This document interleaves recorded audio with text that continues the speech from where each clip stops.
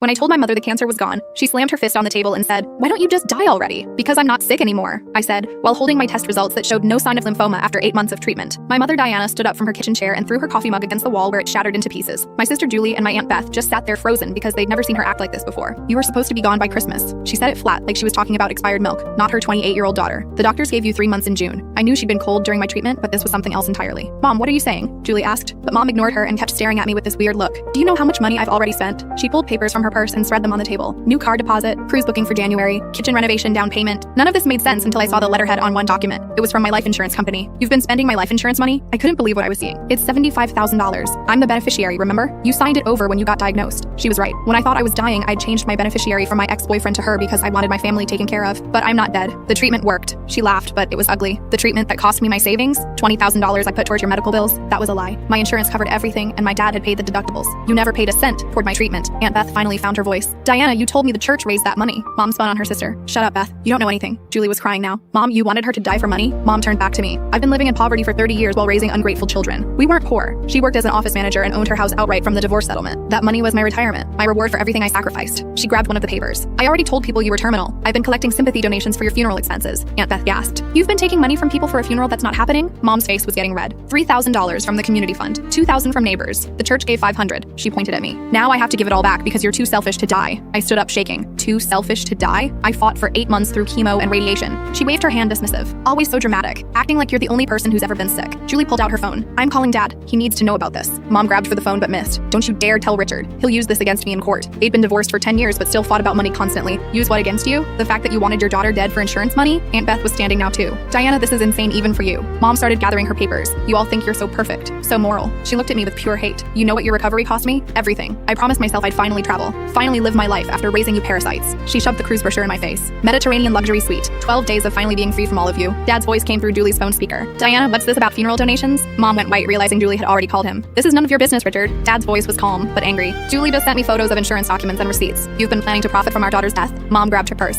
"She was supposed to die. The doctor said 3 months. I made reasonable financial decisions based on medical facts." Aunt Beth blocked the door. "You took money from people by lying about funeral costs. That's fraud." Mom pushed past her. "I'm leaving. When she relapses, don't call me." She looked back at me one more time. "The cancer should have finished what it started. You living is just another way you've ruined my life." After she left, we sat in silence until Dad arrived 20 minutes later. He had a lawyer with him and a police officer. "We're filing charges for the fraud." He hugged me tight. "I'm so sorry, baby. I knew she was cold, but this is beyond anything I imagined." The officer took our statements and photos of all the documents Mom had left behind. Turned out she'd taken out additional insurance policies on me without my knowledge. 3 different companies totaling $200,000. The lawyer said it was insurance fraud since she'd lied about my prognosis to increase the payouts. Aunt Beth held my hand. "Your recovery is a miracle. Don't let her poison ruin your celebration." But all I could think about was that my own mother had been planning my funeral while I was fighting to live.